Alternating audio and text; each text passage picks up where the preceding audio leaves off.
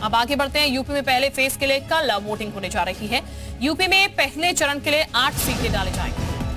तो बता दें, पहले फेज में 80 प्रत्याशी मैदान में। पश्चिम यूपी में डाले जाएंगे वोट। पोलिंग पार्टियां रवाना हो रही हैं। कल लोकतंत्र के महाकुंभ यानी कि चुनाव की शुरुआत होने वाली है। कल पहले फेज की वोटिंग होगी। पहले फेज में पश्चिम यूपी में वोट डाले जाएंगे। पहले फेज के चुनाव के लिए बड़े बड़े दिग्गज रैली रोड शो कर चुके हैं।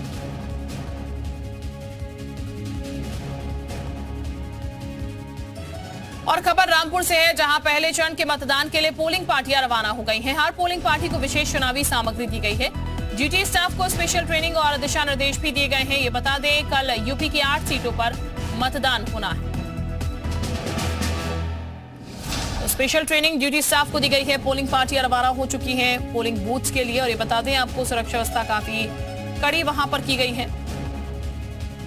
साथ ही साथ सबको निर्देशित भी कर दिया गया है, समझा भी दिया गया है किस तरीके से यहां पर तमाम चीजें जो हैं वो करनी है। पोलिंग पार्टियां रवाना हो चुकी हैं और 8 सीटों पर कल मतदान होना है। यूपी की मतदान के लिए पोलिंग पार्टियां फिलहाल रवाना हो चुकी हैं। सैयद आमिर इस वक्त हमारे साथ ज्यादा जानकारी के साथ जुड़ चुके हैं। सैयद आमिर का रुख कर लेते हैं। सैयद आमिर, अब किस तरीके की तैयारियां की गई हैं, क्या तस्वीरें फिलहाल अभी आपको नजर आ रही हैं? देखिए, कल यहाँ पर मतदान होना है। इसके लिए समस्त जो मतदान कर्मी है वो सुबह से ही रवाना हो चुके हैं और ज्यादातर मतदान कर्मी अपने अपने पोलिंग जो स्टेशन है वहां पर रवाना हो चुके हैं। रात में उनको वहीं पर ही रुकना है और सुबह 5 बजे से मॉक पोल स्टार्ट होगा। उसके बाद पॉलिटिकल पार्टीज के जो एजेंट हैं वो वहां पर अपनी अपनी जो है ड्यूटी लेंगे। फिर उसके बाद यहाँ पर सुबह में मतदान शुरू होना है। तो कल जो है बड़ा दिन है और कल सूरज की पहली के साथ ही मतदान शुरू होगा और जो मतदाता हैं वो उम्मीदवारों की किस्मत का फैसला करेंगे। बिल्कुल, और शुक्रिया आपका सैयद आमिर तमाम जानकारी देने के लिए। उधर सहारनपुर लोकसभा सीट के लिए मतदान के लिए पोलिंग पार्टियां रवाना हुई हैं। कल पहले चरण के लिए जिले में 867 मतदान केंद्र बनाए गए हैं। चुनाव के लिए 1926 पोलिंग पार्टियां लगाई गई हैं। आपको बता दें, 11,928 कर्मचारी चुनाव की जिम्मेदारी संभालेंगे। निष्पक्ष और शांतिपूर्ण चुनाव सुनिश्चित करने के लिए जिले भर में 17,000 सुरक्षाकर्मी भी तैनात कर दिए गए हैं। हमारा जो अवेयरनेस लेवल है विधानसभा में एक है और सभी हमारे आदर्श मतदान के लिए विकलांगों के लिए जिन लोगों ने मार्क किया है उनको उस प्रकार की सुविधा दी जाएगी। और हर विशेष रूप से हम लोगों ने एक व्यवस्था ये की है कि हर बूथ पर एक महिला कर्मी होगी जो कहीं भी कोई पहचान की दिक्कत आती है तो उसमें सहयोग करेगी। तो नीना इस वक्त हमारे साथ ज्यादा जानकारी के साथ जुड़ चुके हैं। नीना, 8 जगह कल वोट कास्ट किए जाएंगे जिनमें सहारनपुर भी शामिल है। किस तरीके की तैयारियां यहां पर की गई हैं ताकि चुनाव बेहतरीन तरीके से, शांतिपूर्ण तरीके से संपन्न हो?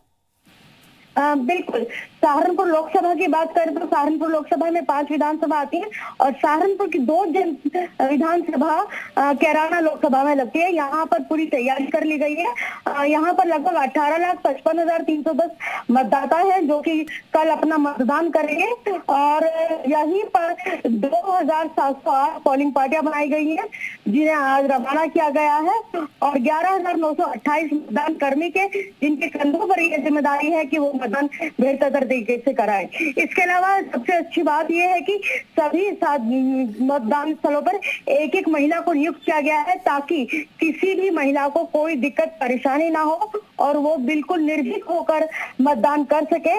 इसके अलावा दिव्यांग लोगों के लिए विशेष सुविधा की गई है और जो बहुत बुजुर्ग हैं, 80 साल से ऊपर है या 100 साल से ऊपर है, उनको चिन्हित किया गया है ताकि उनको वहीं से वोटिंग उनकी कराई जा सके। और इसके अलावा यहाँ पे 746 क्रिटिकल और 22 जोन में बांटा गया है। सहारनपुर 216 सेक्टर जोन है और 1377 मतदेय स्थलों पर वेबकास्टिंग कराई जाएगी। फोर्स पूरी तरह तैनात रहेगी और आज पोलिंग पार्टियां सुबह 7 बजे से लगातार पोलिंग बूथ के लिए अपने मतदान स्थलों के लिए, मतदेय स्थलों के लिए रवाना हो रही है।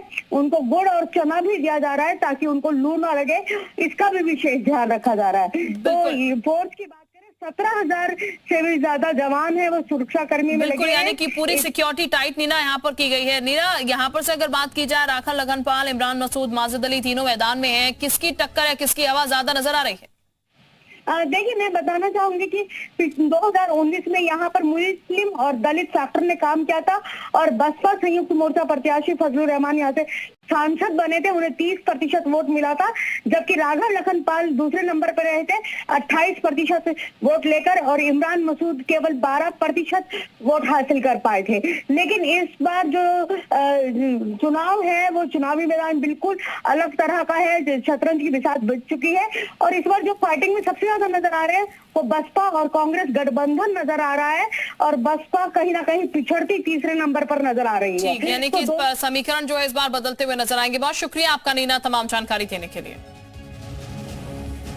अब बढ़ते आगे। बिजनौर नगीना संसदीय क्षेत्र समेत 8 लोकसभा सीटों के लिए कल सुबह 7 बजे से मतदान शुरू हो जाएगा। जिला प्रशासन ने 1654 बूथ बनाए हैं। सुरक्षा व्यवस्था के तहत जिले भर में सीआरपीएफ की 46 कंपनियां, 5000 होमगार्ड और 5000 पुलिसकर्मियों की भी तैनाती की गई है। राजवीर इस वक्त हमारे साथ ज्यादा जानकारी के साथ जुड़ चुके हैं। राजवीर, बिजनौर में भी कल मतदान होना है, यहाँ पर क्या तैयारियां आपको नजर आ रही हैं, किस तरीके से व्यवस्थाएं यहाँ पर फिलहाल दिख रही हैं? शिल्पा, आपको बता दो बिजनौर में कल मतदान होना है, लोकसभा का चुनाव है। यहाँ पर जिला प्रशासन ने अपनी जो सुरक्षा की व्यवस्था की बात की है तो पुख्ता इंतजाम यहाँ पर किए गए हैं। जिला प्रशासन के द्वारा 46 कंपनी पैरामिलिट्री फोर्स की मंगाई गई है, 5000 यूपी पुलिस के जवान तैनात किए गए हैं। उसमें इंस्पेक्टर, दरोगा, सीओ वगैरह सारे लोग होंगे शामिल, और साथ ही साथ 5000 के लगभग होमगार्ड के जवानों की तैनाती की गई है। पूरे जिले की सीमाओं को सील कर दिया गया है, चेकिंग चल रही है, और इस वक्त जो है पोलिंग पार्टियों को आज रवाना कर दिया गया है। पोलिंग पार्टियां अपने अपने मतदान केंद्रों को वहां पर पहुंच गई हैं, और सुरक्षा के भारी भरकम यहाँ पर इंतजाम किए गए हैं। और उसके बाद यहाँ पर जो जिला प्रशासन है उनका एक साफ तौर से कहना है कि कहीं भी किसी भी बूथ पे कोई गड़बड़ी नहीं होने दी जाएगी। चुनाव आयोग के जो नियम है उनका सख्ती से पालन कराया जाएगा। शुक्रिया आपका राजवीर जानकारी देने के लिए।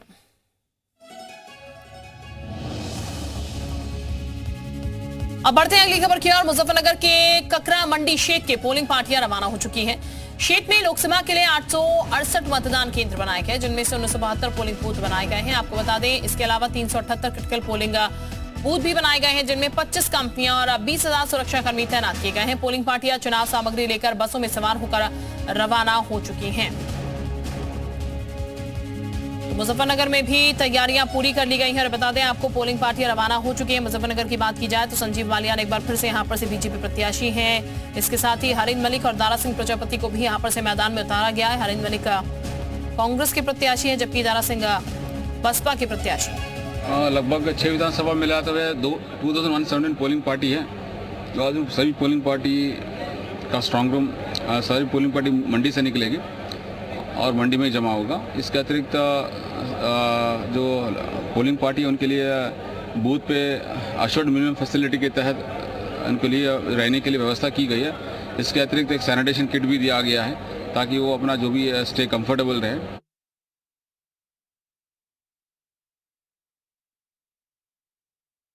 तो बता दें आपको मुजफ्फरनगर में भी पोलिंग पार्टियां जो है रवाना हो चुकी हैं, और इसके साथ ही मुजफ्फरनगर की बात की जाए तो यहाँ पर से संजीव बालियान जो है बीजेपी के प्रत्याशी हैं, और हरिंद मलिक जो है वो एसपी से उतारे गए हैं। जबकि बात की जाए यहाँ पर दारा सिंह प्रजापति की, दारा सिंह प्रजापति जो है वो बीएसपी से उतारे गए हैं।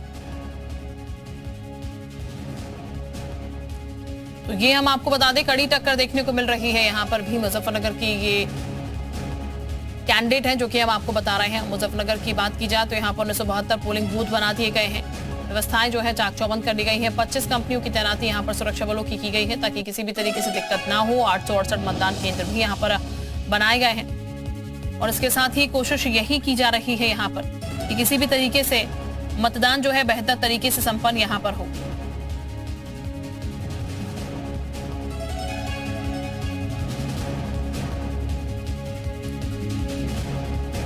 तो ये हम आपको बता दें, मुजफ्फरनगर की बात की जाए तो यहाँ पर भी कड़ी टक्कर देखने को मिल रही है।